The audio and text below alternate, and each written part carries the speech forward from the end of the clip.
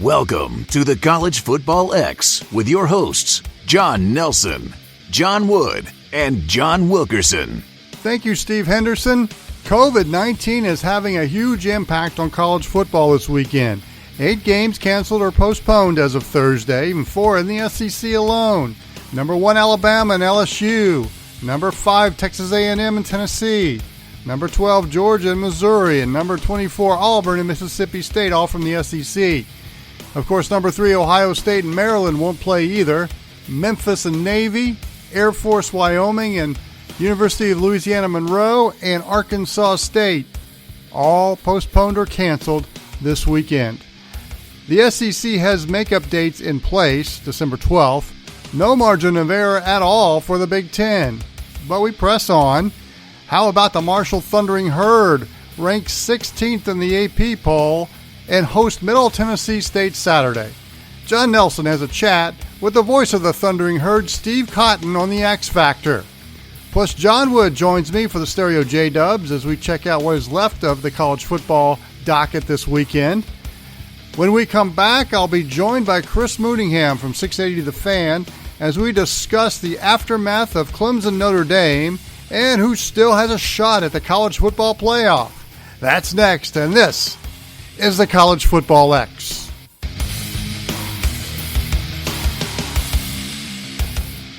The OSG Sports app is up and running on your Android or iPhone. All you got to do, install the OSG Sports app and listen to our podcast from college football, soccer, lacrosse. What are you waiting for? Let's get this done. Get the OSG Sports app today. You are listening to the College Football X on the OSG Sports Podcasting Network. We're going to start things off talking about the aftermath of the Clemson-Notre Dame game on Saturday, a game Notre Dame won in South Bend. And joining me, as always, is Chris Mooneyham from 680 The Fan in Atlanta. The whole scenario thing with the college football playoff has actually been on Chris, top of mind with Chris. So the timing is perfect. But let's talk about the aftermath, really, with Clemson and Notre Dame. And I think, Chris, last week when we talked, I kind of said something along the lines of this is the type of game Notre Dame always seems to win at home when you bring a number 1 team into South Bend. The reference was always the Florida State game in '93, and this turned out to be the same scenario. It did.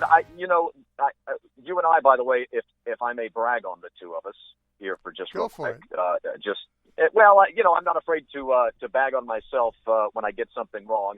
That's our business, isn't it? The Yes. opinion and prediction business. So don't be afraid to bag on yourself when you get something wrong, and don't pat yourself on the back too much when you get something right.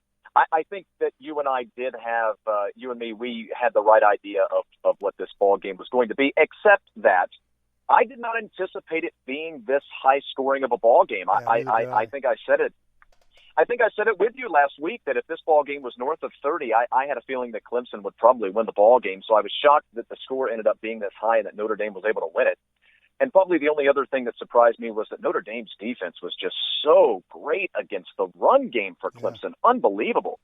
But, I think we knew that DJU was going to have flashes of brilliance and then some young moments as well, although I think he did not seem too overwhelmed by the moment. And then my key to the ball game was Ian Book.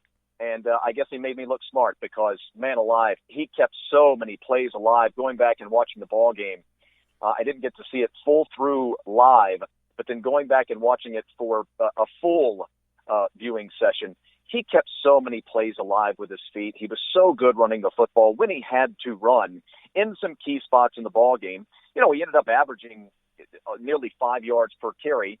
Some of those were, again, keeping plays alive. I think Ian showed that he can be a guy that can lead a team, potentially this Notre Dame team, to a national championship. And I think they're a little more dynamic than they've been in the past. So I think that they are absolutely, obviously, legitimate national championship, semifinal caliber conversational team. Well, as we look at the aftermath of that game, Boston College is next for Notre Dame, and that game is in Chestnut Hill.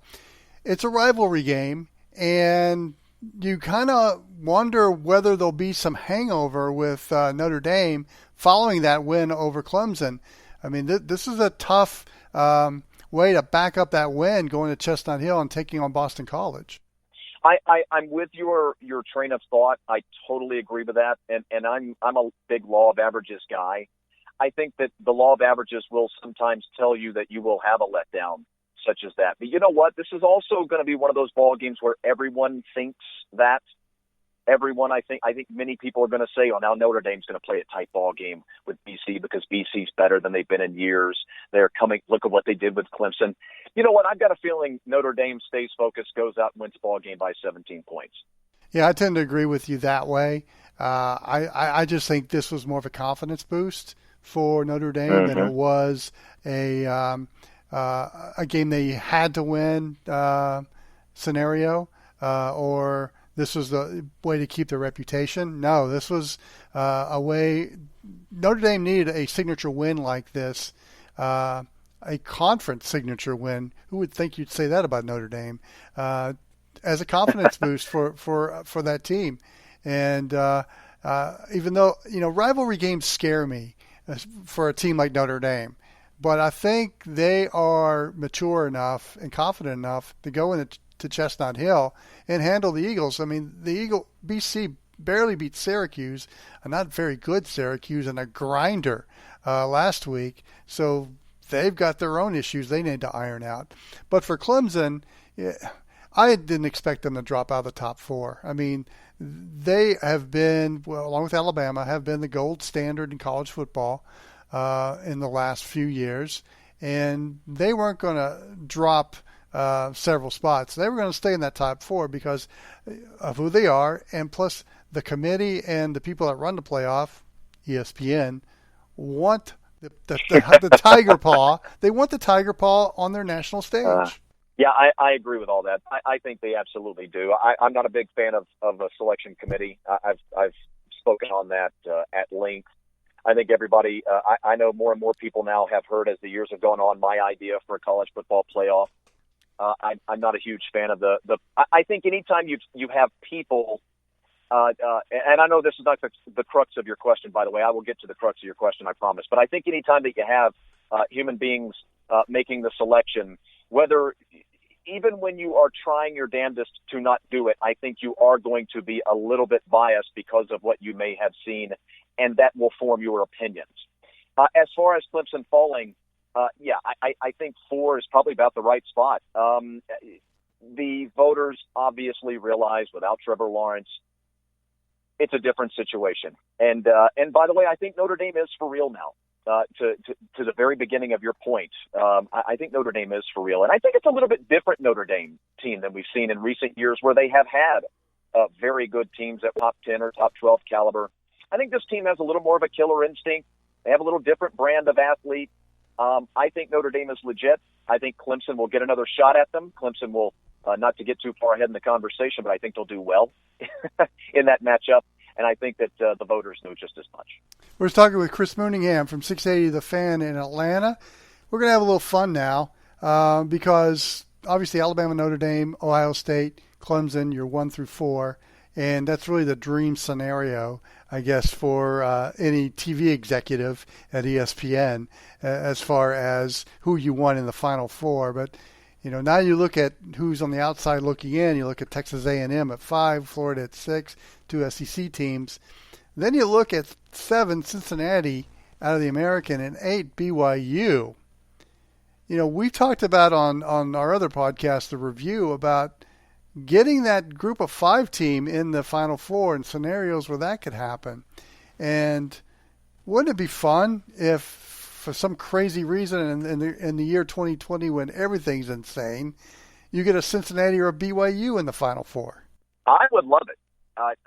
To answer your question directly, I would love it, but I think the group of 5 should have a chance every year. That's why, again, not to keep referencing it, but to go back to my idea of what would be the perfect way to select our playoff teams in my scenario, the Mooneyham plan, if you will. I have a scenario where we would have a group of 5 team every year, but that's beside the point. I think right now, and I've heard some people talk about the chaos. I think right now on the broad brush, the broad scale, we're down to 9 teams that can make this playoff. But really, when you zoom in on the real contenders, I think we're down to 6. I think we're down to 6, and that would include, obviously, Alabama and Florida, Notre Dame and Clemson, Ohio State and Oregon. I just don't think that BYU, Cincinnati will have the schedule that will allow them to get, in the end, to the playoffs, because you'd have to have multiple 2-loss teams coming out of the Power 5, especially the ACC and the SEC. And I think that Oklahoma State is probably on the outside looking in as well. Texas A&M with a loss to Alabama, I think in the end will end up eliminating them. There is a doomsday scenario, by the way, John. There is a doomsday scenario where the rest of the country is left out, and we continue to hear the southeastern bias, not Southeastern Conference, but the Deep South bias. Look, I now believe that Florida can beat Alabama. I'm not telling you that I think it's going to happen. I think when they meet in the SEC championship game, and that tells you where I believe this thing's going to end up, I think Alabama wins it. But I do think that Florida can win it, because I think they absolutely can stay with them offensively. I think it's a 10-point ball game, and if they have 2 explosive plays in crucial moments in the ball game, they can beat Alabama. So what happens? If Florida wins out and Alabama wins out, then the Gators beat them in the SEC championship game. They're both going to the playoffs. Now, what if what you and I both believe is going to happen? I know that you also believe that Clemson's going to win out, and I think you believe Notre Dame's going to win out. Well, what if Clemson beats Notre Dame in the ACC championship game? Now your 4 teams in the playoff, in my opinion, are going to be 2 ACC teams and 2 SEC teams. That's not going to sit well with the rest of the country. No, it's not. And but you bring up selection committees, and in men's basketball, the NCAA selection committee likes to put together matchups with in-state rivals or rivals, past rivals that have bad blood or whatever the scenario. But they like to put them in somewhere. John. John. No. Listen. No, they don't do that. Oh, yeah. So I think it'd be kind of cool if the football selection committee did the same thing. And that's where I'm going to champion the cause for Cincinnati a little bit, because I agree with you. They probably don't have the schedule. And if they're going to get anywhere, or at least impressively, they've got to beat teams by 5-6 touchdowns. They've got to put up a basketball score every time from here on out. But if they do happen, if the cards just fall in the way where they're number 4 or even number 3, let's say, in the final poll, and Ohio State is in the seeding for, I could see where Ohio State, wouldn't it be kind of cool if Ohio State and Cincinnati played in the semifinal? Honest to goodness, and I'm not just trying to agree with you. I love that idea. And you know what would enable us to have a matchup like that?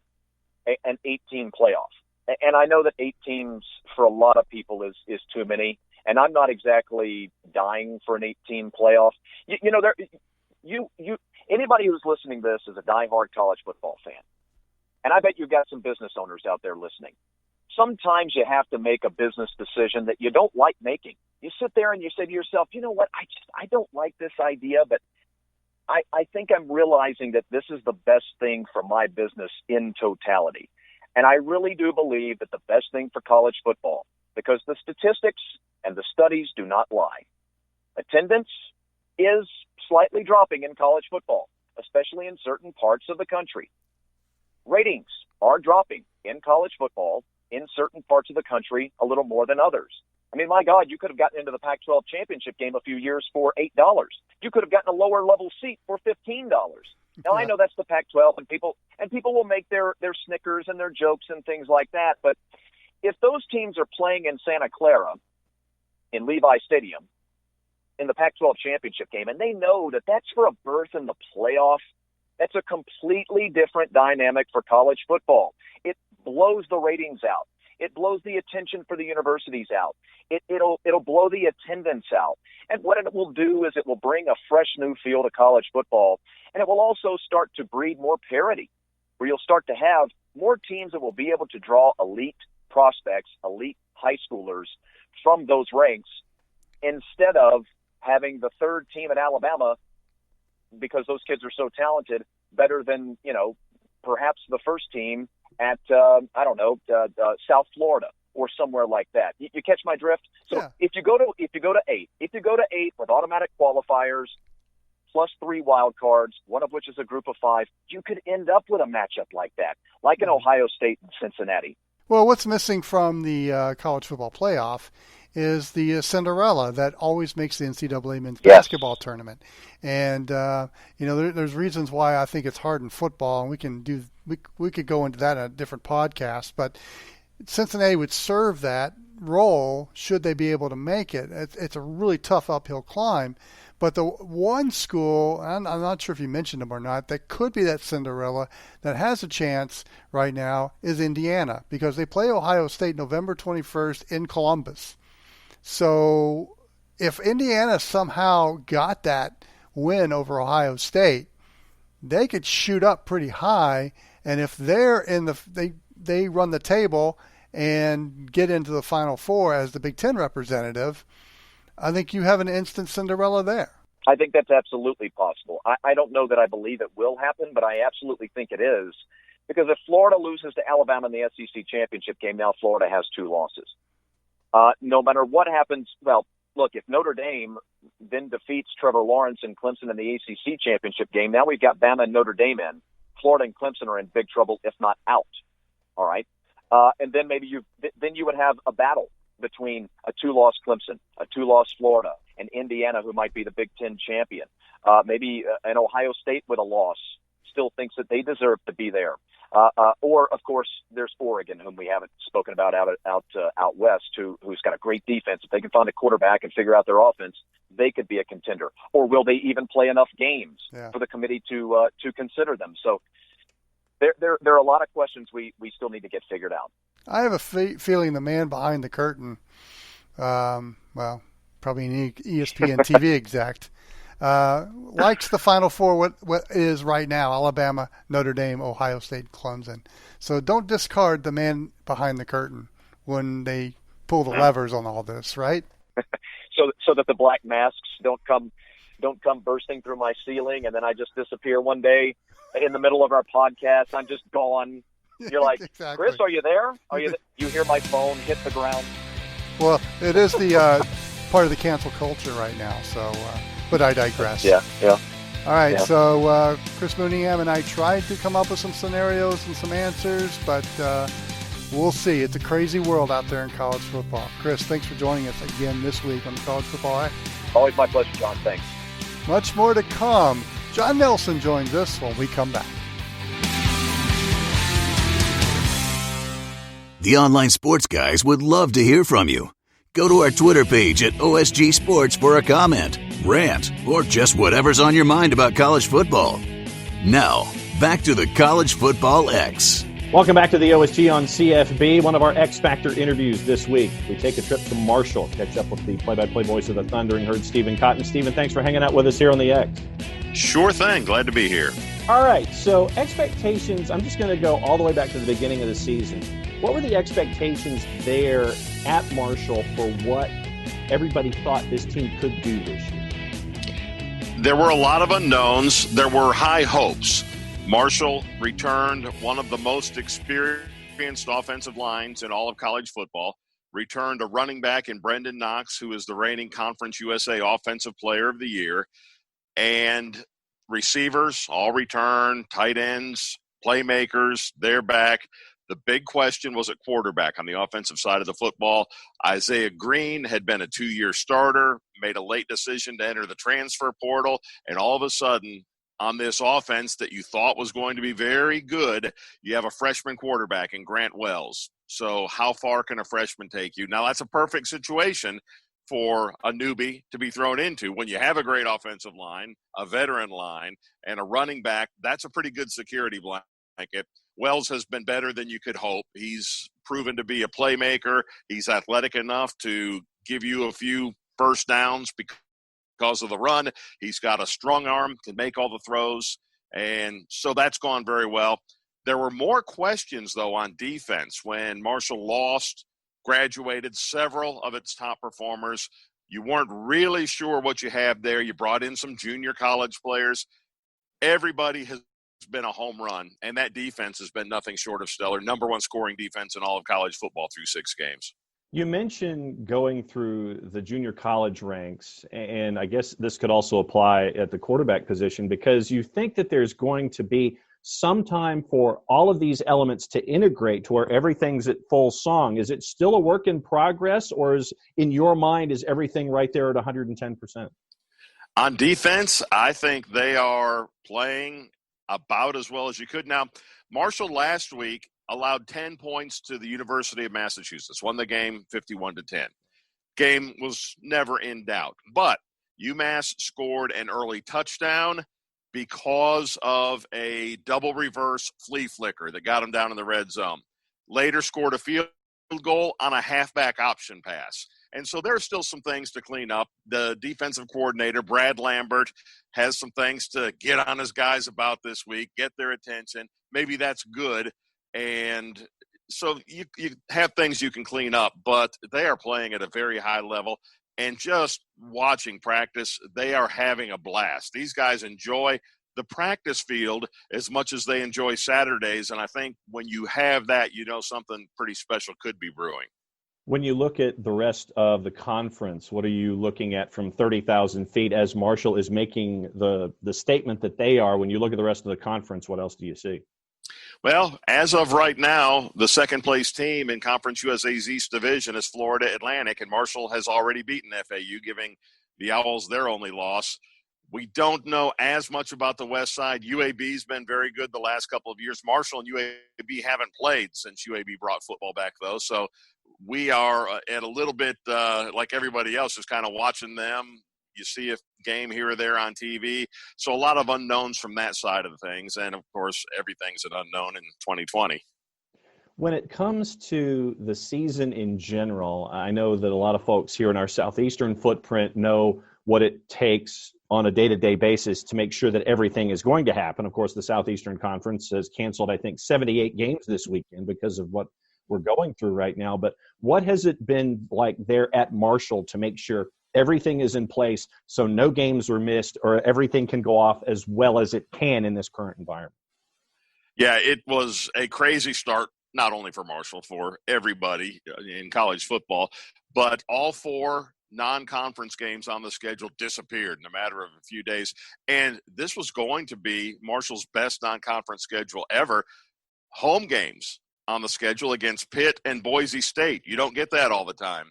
A trip to Ohio University, which is only 80 miles up the road in Athens, Ohio, regional rivalry, and a week 0 game on the schedule against East Carolina, the 50th anniversary of the 1970 tragedy. Marshall was coming back from a game at East Carolina. So all of that disappeared. You're fortunate enough to get a game on the schedule against Appalachian State. A ranked team came in here for the second week of the season. Marshall got a win over a number 23 team. The Herd jumps into the poll and has been able to piecemeal. You know, a couple of weeks ago, the UMass game wasn't even on the schedule. That popped up. Really good that it did, because Marshall's game the week before, a trip to Florida International, got canceled. So you would have had 2 bye weeks in a row. So you scratch and claw and try to get everything put together that you can, and so far so good for the Thundering Herd. I was going to ask, when it comes to having to schedule on the fly, what's it been like for you to see the administration, the athletic department sit there and really have their head on a swivel to sit there and make sure that you can get as full a schedule as you can?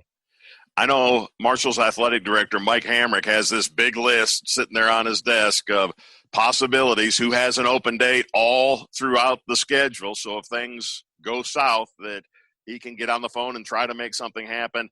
You just shake your head at what the administrators have had to go through. They've had to become experts in, testing protocols and all that kind of thing. And, Marshall has been a little bit lucky along those lines, but you also make your own luck in taking care of what you can, being prudent, being diligent with making, hey guys, get those masks on, go home, watch TV, don't be going out. And so you've been fortunate that Marshall's not lost any games because of the Herd's problems. Everything that has had to have been canceled has come from the other team. You cross your fingers. You hope it doesn't hit, because there is luck involved too. Stephen Cotton, the play-by-play voice of the Marshall Thundering Herd, hanging out with us here on the OSG on CFB, one of our X Factor interviews for the week. You've mentioned the defense and all of the junior college influence. You've mentioned what it's like to have an inexperienced quarterback basically get all of this experience on the fly. If I was to sit here and ask you, give me, instead of one of those shiny objects that we've been talking about so far in the segment that has been one of the focal points for Marshall, give me a foot soldier. Give me somebody who's not on the radar that's made just as much of an impact to the success of the Thundering Herd this year that a lot of folks may not necessarily know about. You have a tight end named Xavier Gaines who came to Marshall as a highly recruited quarterback. A lot of schools wanted them. He pretty much had his pick of schools, as a matter of fact, but everybody wanted him to play safety or had a different idea. He wanted to play quarterback. Marshall said, we'll give you the shot. Spent his first year practicing at quarterback at Marshall. And coach said, hey, we told you can be a quarterback. You can be, but you're probably going to sit and watch. What would you like to do? He said, you know what? You've been talking to me about this sort of tight end position. And Xavier Gaines lines up as a traditional tight end, as a slot receiver in the backfield. He is everywhere. When he's on the field, the players say you can hear the defense yelling where he is. Watch this. He's in the backfield. So he's thrown passes out of Statue of Liberty plays. He's lined up as a Wildcat quarterback. And against UMass, he caught a couple of touchdown passes. But the coaches say that even on the games where he's targeted only once or twice, he is affecting so much because the defense swings two guys for a tight end. You don't see a whole lot of that, and he opens things up for everybody else. All right, I know that Study Hall so far this week, getting ready for the weekend, probably hasn't had a whole lot of work to it, but what has Study Hall been like for you, getting ready for the next game on the board in a very successful year so far for Marshall? Well, Marshall goes against a Middle Tennessee State team, which is really interesting.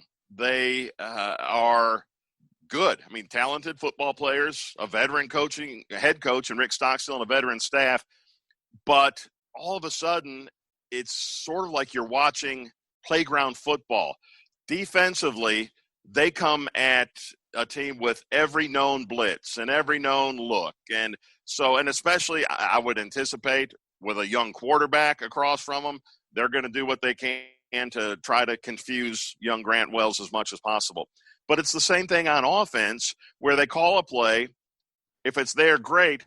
But their quarterback, a guy named Asher O'Hara, is just as good, probably even better when things break down. He starts scrambling around. He might take off and run. He's the leading rusher on the team. He's run for 6 touchdowns, but he takes off, he scrambles. He might take off and run, but he's looking downfield.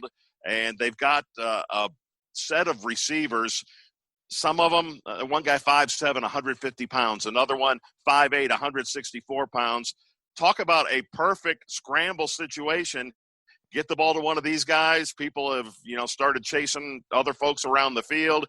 They have a little bit of space and they're gone. So it's fun to watch unless you're the team on the other sideline wearing the opposite color, because they can kind of drive you nuts. But it's entertaining football, both offensively and defensively. It's crazy. All right, so broadcast plans for anybody that wants to listen to this game and keep an eye on Marshall for the remainder of this season and all the way down the road, regardless of the sport, the broadcast plans this weekend, and how do they listen past this weekend? There's a Herd Zone app. Download it on any of your regular devices, or the broadcasts on the radio side are on TuneIn. We have them in there, free service, so it's pretty easy to check in if you'd like to do. Stephen Cotton, the play-by-play voice of the Marshall Thundering Herd, right now one of the teams that we are focusing on in Conference USA and making a run up the rankings in the top 25. Stephen, thanks for hanging out with us, being one of our X Factor interviews of the week. Thanks for being a part of the OSG on CFP. Sure thing, John, anytime. When we come back, the tour around college football continues. You're listening to the OSG Sports Podcasting Network. We'll be right back after this.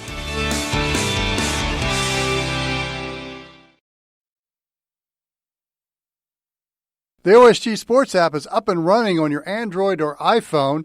Install the OSG Sports app and listen to our podcast from college football, soccer, and lacrosse. What are you waiting for? Get the OSG Sports app today. One played major college football. The other just thought about playing. It's the Stereo J-Dubs with John Wood and John Wilkerson. So, J-Dub, it looks like COVID-19 is kind of wreaking havoc on college football this weekend. Several games postponed or canceled, 4 in the SEC. Went over that in the beginning of the show, but in the SEC, I mean, these are significant games, J-Dub. Alabama, LSU, number 1 Alabama at Death Valley. Texas A&M at number 5 against your Tennessee Vols. 12th ranked Georgia, Missouri, and Columbia, and 24th ranked Auburn in Starkville against Mississippi State. I mean, that is a heavy load of SEC games that won't be played. Yeah, and Sankey said earlier this week that he's shaken, but he's not deterred with what's going on with the COVIDs. I think that Georgia is actually getting a good. I guess this is going to be good for them because I think Missouri would have been a trap game for them. The way Missouri's been playing, I still like Eli Drinkwitz there, what he's doing in Missouri. So that's good for Georgia. I think Auburn, Mississippi State, that could have been a trap game because both teams are not doing as well as possible. Auburn is, I think, lucky to be at 24th ranked. But A&M Tennessee, I'm happy that one got postponed because I'd hate to see us lose at home. So that's one. But your Razorbacks are still on against Florida. I mean, that's something that's still there. But yeah, Alabama LSU not being played, that's gonna be a big one. What is CBS going to do after the Masters now? Are we going to see repeat coverage? Highlight, maybe they'll go dig in the well. Maybe the Fun Belt gets one. Who knows? Yeah, they better hope. CBS better hope it's not raining in Augusta on Saturday. Because it could be a disaster. Which bowl game do we want to replay today? It's insane. Well, obviously the Razorbacks and Gators will play in the swamp with a hurricane coming through there too as well, and Sam Pittman having COVID or diagnosed with COVID. I mean, you're shocked that's the one game you would expect would have been canceled or postponed, and it's still going. Exactly. That's why I mentioned it, because I'm like, you think your head coach goes down, and I wish the best of luck to Pittman. Hopefully he's okay. But, I mean, that's one of the reasons to knock that one down. But I think Dan Mullen's been fighting against it all year. Like, yeah. I want full stands, to heck with the COVID. So, they're playing. And I think Arkansas, I think they'll stay competitive. But, I mean, if the weather holds out, I think, even without Pitts, I think Trask is going to just rip them to shreds, I think. Well, it's interesting to see Felipe Franks come back to the swamp and what kind of motivation he's going to have. And, not only him, but the Razorback team in general, wanting to get it for him, for their starting quarterback, returning to where he was the starting quarterback before Kyle Trask took over after his injury. But a couple other SEC games going on. Vanderbilt, Kentucky. I say the first one to 14 wins that game. Yep. And South Carolina, Ole Miss. Yuck. Yeah. You said it. I mean, first off, our thoughts and prayers go out to the family of John Schlarman, who's the O-line coach of Kentucky, who passed away today from his battle with cancer. So our thoughts and prayers go out to them. But yeah, that's going to be an ugly game offensively. I think the defenses there will step up. I agree. The first one to 14 is going to win. Vanderbilt, has no prayer. But then you've got Ole Miss and South Carolina. That's just, I don't know. I mean, if that's the only game on to watch, maybe. But, I mean, there's nothing that excites me at that game. Nothing at all. Nothing? I mean, you wouldn't even tune in for a play? Maybe. But, I like, was it Colin Hill, quarterback at South Carolina? I mean, he's got, I don't know. I mean, no. I just don't like Will Muschamp. I'm not a big Lane Kiffin fan. Yeah. So it's like, that's going to be a hard pass for me. Yeah. Imagine being the guy in the ESPN promotions department having to promote that game, and Kentucky and Vanderbilt. Wow. Now the showcase game for the Big Ten won't be played, and this one's flat out canceled because the Big Ten didn't give themselves any wiggle room for COVID-19. That's Ohio State, the third-ranked Buckeyes against Maryland, which was a game I was kind of interested to see because Maryland's got got a little momentum going, and we love Talia Tagovailoa and our running back Funk. I mean, that game, Talia Tagovailoa is playing, after that first game, he's playing lights out right now. I think the offense is working really well for him.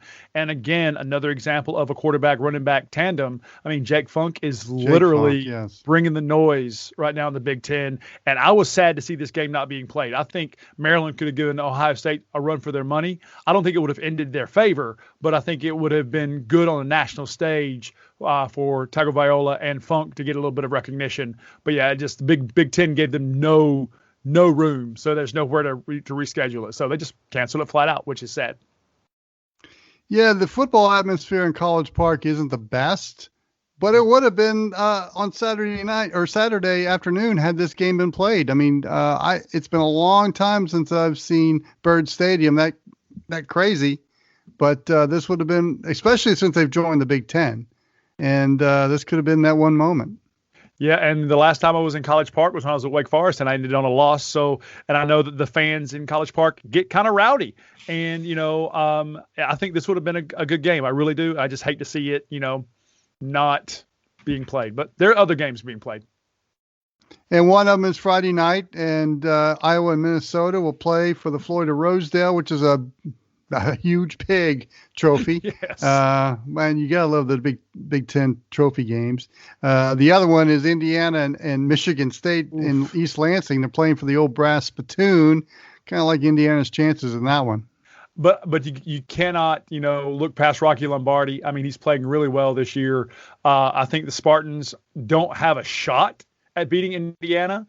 I think Indiana's playing really good football right now. I really like Stevie Scott III. But I think, it being in East Lansing, my son's a grad from there, go green.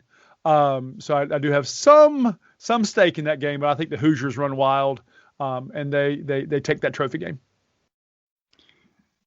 I guess if Ohio State and Maryland was the showcase game, the B game, or I would consider it 1A, is Northwestern and Purdue, because they're playing for the top of the Western Division. And let's face it, Wisconsin's not a factor. They haven't played in 2 games, and I mean they can't be a factor now. So Northwestern and Purdue will go at it for the Western Division or for the lead in the Western Division. And I tell you, Northwestern is playing really good football. Nobody knows it. Purdue's been a secret as well. So these are 2 teams that are trying to get some kind of recognition. And this is a chance for the Ohio State not playing this week for them to catch the eyes of the Big Ten. And when's the last time we said Northwestern's playing good football? It's been a while. It's been a while. But, Peyton Ramsey's a serviceable quarterback. Drake Anderson's a good running back. I mean, they've got some weapons there, but I think their defense is what's keeping them in ball games right now.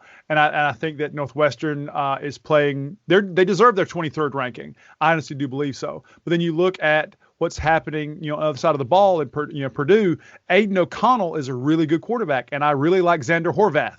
Xander Horvath is running the ball really well for Purdue. So I think, to me, I agree with you saying that's almost a marquee matchup on its own, 1A, because Wisconsin's playing Michigan, right? And, Wisconsin's 13th ranked. Michigan is hurting. Wisconsin's a 4.5 favorite in that one. So, yeah, Michigan's not a factor. I mean, Wisconsin's not a factor because they haven't played 2 games. I think the winner of the Northwestern-Purdue game will be the heir apparent to take the conference. And you mentioned Northwestern, their defense. Look, Northwestern will just physical you up. They are tough and fundamentally sound on the defensive side of the ball. And watch their offensive line, too, because while they may not be the most talented offensive line, again, Pat Fitzgerald coaches his guys to throw some haymakers. I mean, to get physical. Yep. He was that way when he played at Northwestern. And so I think they're the image of their coach. And, I like Northwestern in this game, but it's going to be a bloody game. But it's going to come down to the linebacker play. And I really like Blake Gallagher in Northwestern. He leads the team in tackles. You got Patty Fisher and Chris Bergen there as well, the rotation at linebacker core. They play really fast. They go downhill. They tackle really well. And I think they're going to get in the face of the Purdue offense. And I think that, you say that the games are won and lost in the trenches. I think this one is going to be that second layer. I think the linebacker play is going to be the asterisk on this game. And I think it's going to keep Purdue on their heels, and Northwestern wins by at least 10 points. Elsewhere in the Big Ten, Penn State and Nebraska, this would have been a great game in 1985. Right now, it's kind of an also-ran. Both teams are hurting. Penn State just wants a win. Yeah, and all of these teams are defeated, right? Penn State's actually a 3.5-point favorite here against the Cornhuskers. We spoke last week. What in the hell's going on in Happy Valley? We just don't know. But, I mean, this game is, again, I have no interest in this game now. 10, 20 years ago, this would have been like the premier matchup. Now, not so much. Now, Tom Osborne's still with us, so we kind of know what he thinks right now. Joe Paterno is up in the heavens right now and probably spinning right now going, what's wrong with my team? I can't do a good Joe Paterno impression. And then the other game that I might watch a play or two, Illinois and Rutgers in the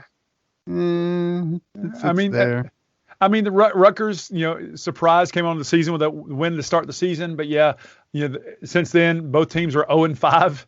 So again, it's in Piscataway. It's in New Jersey. I just wanted to say the town name there at SHI Stadium. But I mean, it'll be interesting to watch just a couple of plays because I mean, the Illinois is Illinois, and they just, again, they're hurting for a win. There are a lot of bad teams in the Big Ten right now. Except for Ohio State, and they're not playing. The Big 12 gives us two games. TCU and West Virginia in Morgantown, and Baylor and Texas Tech in an old Southwest Conference game that I'll probably tune into simply because it's an old Southwest Conference game. And Baylor and Texas Tech right now toward the bottom of the Big 12, just right above Kansas. Kind of rub that in your face. TCU and West Virginia are trying to position themselves in the middle of the pack. So if you're a Big 12 fan, there you go. There's a couple of games for you. Baylor and Texas Tech are awful. I mean, they're playing in Lubbock. I mean, it's like 1-4 and 2-5 respectively. I like to put up points. Yeah, the over is 57. Over under is 57, so that'd be something to think about. But my matchup is TCU West Virginia. I think TCU's coming into this game 3-3. West Virginia's 4-3, and West Virginia's a 3-point favorite here. West Virginia's got some weapons, and I just think that TCU's going to hang with them. I think West Virginia's going to win by a touchdown. Let's move on to a conference J-Dub and I know very intimately, the ACC. Absolutely. And I want to talk about Miami, Virginia Tech. I was on Bill Shanks' show on Tuesday, and we discussed D'Eriq King. And when you look at his stats, I mean, he leads the conference in total offense. He's top 5 in pass efficiency and passing. And look, the ACC Player of the Year is probably already earmarked for Trevor Lawrence. He hasn't won it yet, so you got to give it to him for the body of work. But you got to give D'Eriq King some first place votes. I mean, I think he's the most valuable player to Miami, and they've got some great offensive weapons. But here's a veteran guy that came in and solved an issue that has been plaguing Miami for the past 4 or 5 years. Yeah, and I think what's going to hurt D'Eriq King for that spot is losing to Clemson. I think that. Oh, exactly. I wouldn't earmark it for Trevor Lawrence, me personally, because I would be thinking about Travis Etienne, just because leading rusher in history. I mean, there's some things in his favor. I think it's going to go someone for Clemson, absolutely. But D'Eriq King has come in here and set the conference on fire, with the exception of that one game where I think he just got outpaced by Clemson. But you put him and Brevin Jordan together. That's a fantastic offense that Diaz has put together in Miami. And I think he should get some love. I think he should get some looks at for Player of the Year, and definitely most valuable player on his team, because you think about Lawrence going down and you have DJU coming in and they haven't missed really a step. So is Trevor Lawrence the most valuable player on Clemson? I can't really say that, but I think you take D'Eriq King out of Miami and they don't win a game. That's true, but I just think even though he missed 2 games, Trevor Lawrence is probably going to win that by body of work. Yeah, I agree. It's just he hasn't won it yet, and Travis Etienne, while he is a huge factor in that Clemson offense, when you look at his numbers, unless he really generates some yardage in the next few games. He's won it already. I just think it's Trevor Lawrence's the win. And the Miami Virginia Tech, though, Miami is third place in the ACC. They don't really have a path to the title game because while they lost to Clemson, they don't have Notre Dame on their schedule. So they need some help with Notre Dame. That might come this week with Boston College and Notre Dame playing in Chestnut Hill. And Notre Dame coming off that win over Clemson at home. There's a tendency to think that Notre Dame's going to come in here with a little bit of a hangover. I just don't know. I think they crossed the threshold with that win over Clemson, and they're on the elite status now, especially that defense. Well, going back to Miami, Virginia Tech's actually a 2-point favorite in that game, and the over-under is 68 points.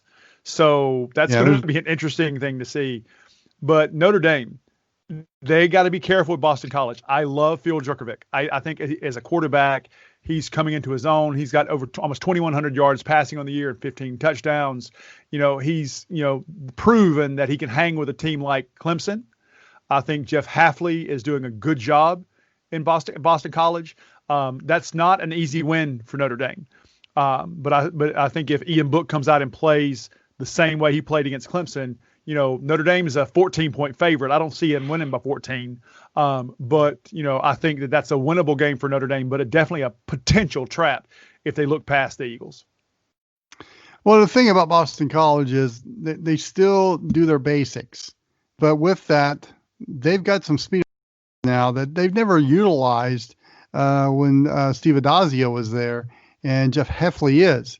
And I think that makes all the difference in the world for BC. And this is a hot coaching commodity. And BC, they're moving up in the recruiting rankings, and they're never going to be a top 25 consistently, but they're getting some players, and people want to play for a young guy like Jeff Hafley. And you're talking about defense. Linebacker core, BC is just all over the place. Max Richardson, Isaiah McDuffie, they have a combined 150 tackles together between the both of them.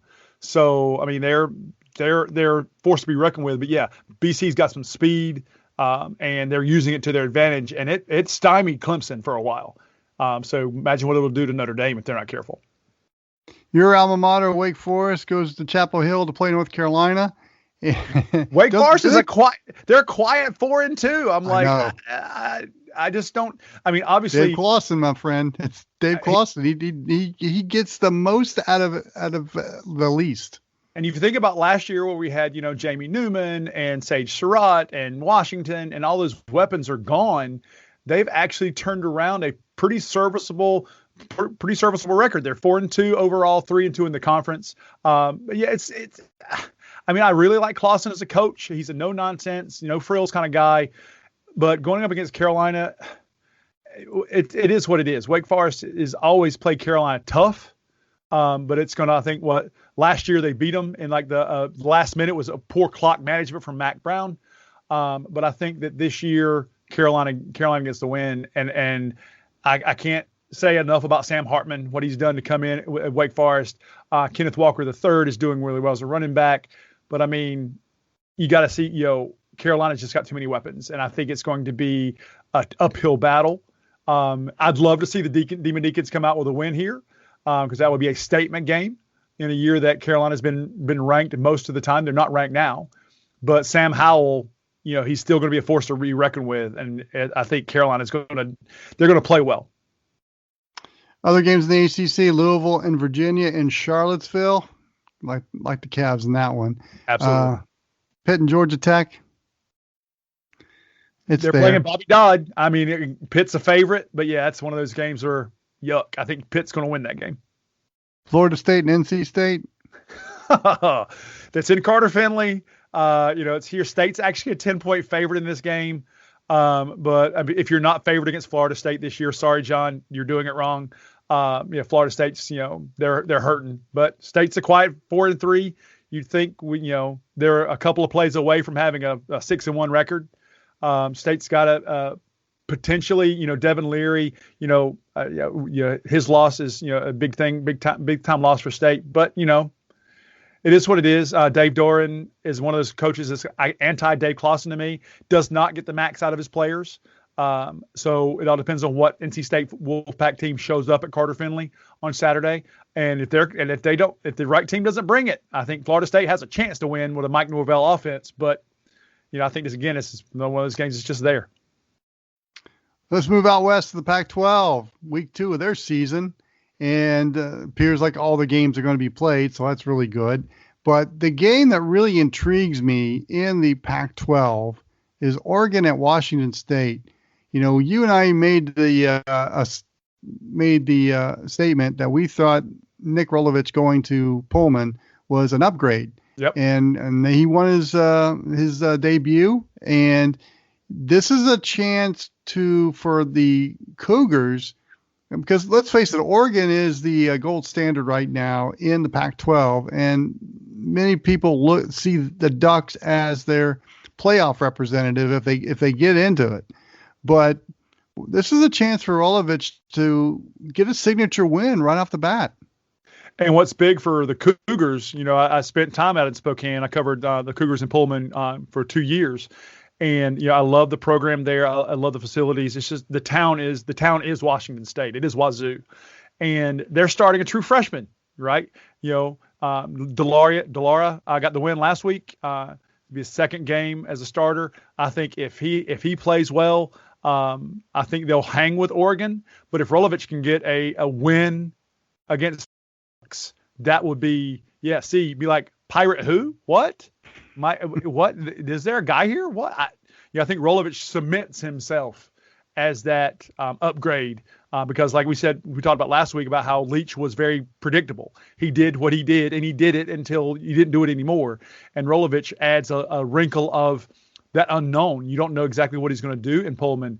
And I think the Cougars got a big win last week, and I think they're going to be competitive this week. Yeah, and I think they will be competitive. I think Oregon's got too many horses. However, I don't discount the magic at Martin Stadium. And let's again, that's the game that I'm looking forward to watching. It's appointment television for me to watch Oregon and Washington State. Southern Cal and Arizona in Tucson. Tucson has never been an easy place. The fans in Arizona, and I've always said this, are the most SEC-like football fans in the Pac-12. I'll agree with that. They are passionate about their Wildcats. They show up even when they're mediocre, like they have been lately with Kevin Sumlin. But Southern Cal, let's face it, they needed to get that win over Arizona State because for 80 years they've been the program out west, and they're being challenged a little bit about that right now.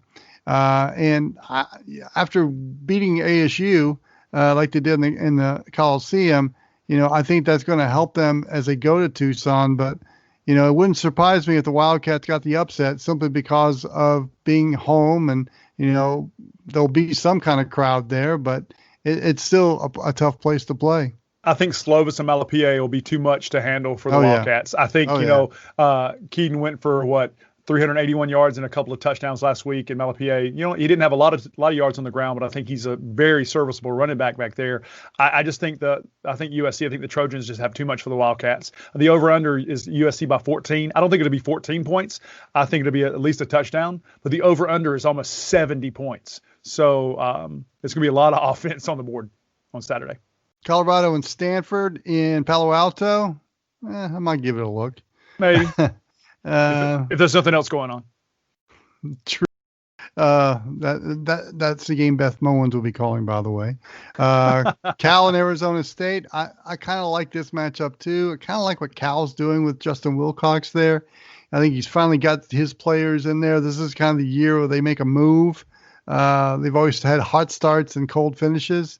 In a sprint like this year, that might play to Cal's advantage. But Arizona, they're playing it at Tempe, and Arizona State will be very mad. Yeah, because Arizona State's a 4-point favorite. I mean, Jaden Daniels, led the team in the ground and in the air against USC last week. So, anytime a quarterback gets 111 yards on the ground, you're doing a good thing. I think Arizona State's going to be too much to handle for California. The Bears just won't have the energy. And rounding out, it's Utah and UCLA at the Rose Bowl, and Oregon State and Washington in Seattle. I kind of like that matchup between. You know what? I haven't seen the Huskies yet this year, and if I'm awake at 11 o'clock at night Eastern time, I might give the Huskies a look for a quarter or so, see what that new coach is doing there in Seattle. Yeah, this is the Huskies' first game, so it'll be interesting to see what it is. I mean, I think that's going to be a good matchup between Oregon State and Washington. Obviously, I covered several Apple Cups. Washington and Wazoo. My nickname J-Dub comes from UW when I lived being out in Washington State for a while. So I mean, I have some. Yeah, I'll watch it.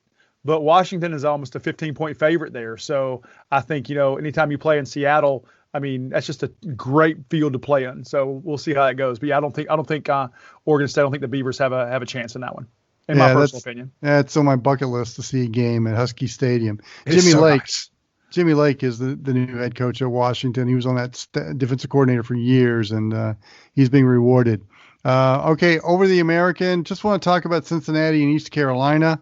Why? Cincinnati knows what they have to do. They have to put 60 points on East Carolina. This has to be a statement win.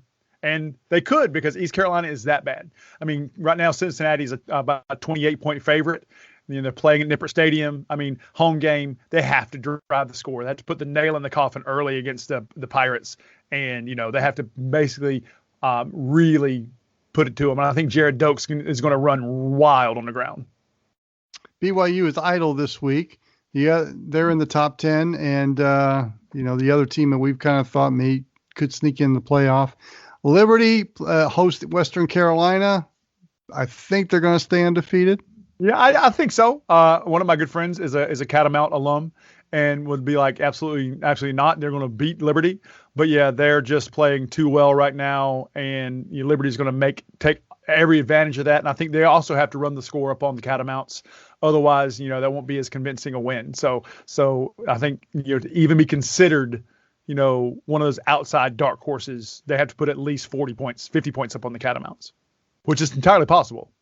And of course, those of us here on the College Football X and on the review, we love the Sun Belt Conference, and we've fallen in love with the men from Teal, Coastal Carolina, and they go to Troy. And I don't think this is going to be an easy game for Coastal Carolina. Troy's a tough place to play. They've always gotten some big wins. How many Power 5 wins did they get? Missouri, Oklahoma State came into Troy for whatever reason and came back with an L. So I think this is a telltale game for Coastal Carolina, especially now. If they win this game handily, you got to shoot them up in the AP poll. But this could be a tough one for the Chanticleers. But I think that the Chanticleers just have this. They've got they're wearing the Cinderella slippers this year. I think they deserve where they are. Now, granted, Troy did not have a very strong game against Georgia Southern last week. They lost 20-13. They also lost to Georgia State a couple weeks ago, 36-34. So Troy is one of those teams that is like a couple of pieces away from being a really strong team in the conference. But I do agree with you. This could potentially be a trap game because Troy always plays tough. And I've seen too many teams go into Troy and come out with a loss. And I think that, the Chanticleers have to come in, and Grayson McCall has to have a career game against Troy to come in and really make sure and to prove to the AP folks we deserve to be in the top 10. Right now, I think they're 15th, but if they handily beat Troy, you got to shoot them up. I agree. They got to be at least top 10, depending on how the rest of the top 15 fall out. Over to Conference USA, we heard from Steve Cotton, the voice for Marshall, as the Thundering Herd, undefeated, take on Middle Tennessee State. I might give this game a couple of minutes to watch because I want to see how Marshall plays. But Middle Tennessee, they're having a mediocre year right now, but they're usually a tough out. Well, the Blue Raiders have always been competitive. Yeah, they had a down season. They beat FIU and Rice, and they've lost to Army, to Troy, to UTSA, Western Kentucky, and to North Texas. But I think Middle Tennessee is they're a solid team. They're a well-coached team. I don't think that they're going to be much of more than a fly in the ointment to the Thundering Herd. Marshall's a 24-point favorite, and I think it doesn't change. I think they win by at least 3 touchdowns.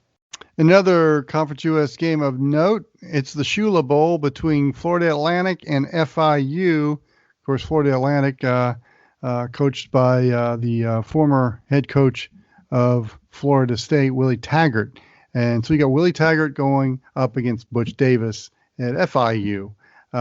So the coaching matchup is okay. I think we kind of know who's going to win that one. But they're playing for a trophy. They're playing for the Shula Bowl.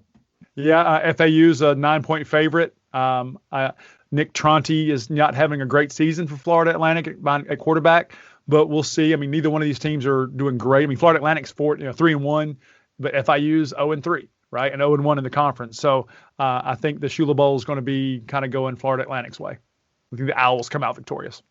So, J-Dub, any final thoughts before we put a wrap?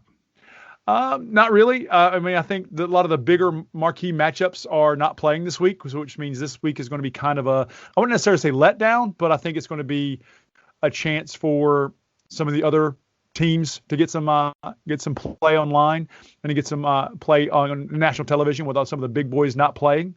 I think the SEC, with those 4 big games canceling, I think the conference should be on notice. And why some of these other, I just don't think Arkansas, Florida should play. But that's just me. But yeah, as far as other thoughts and concerns, as long as everybody stays healthy and some of these games play out well, I think there could be some shaking and moving in the top 15. Well, it's this kind of scenario where the Sun Belt Conference took advantage of.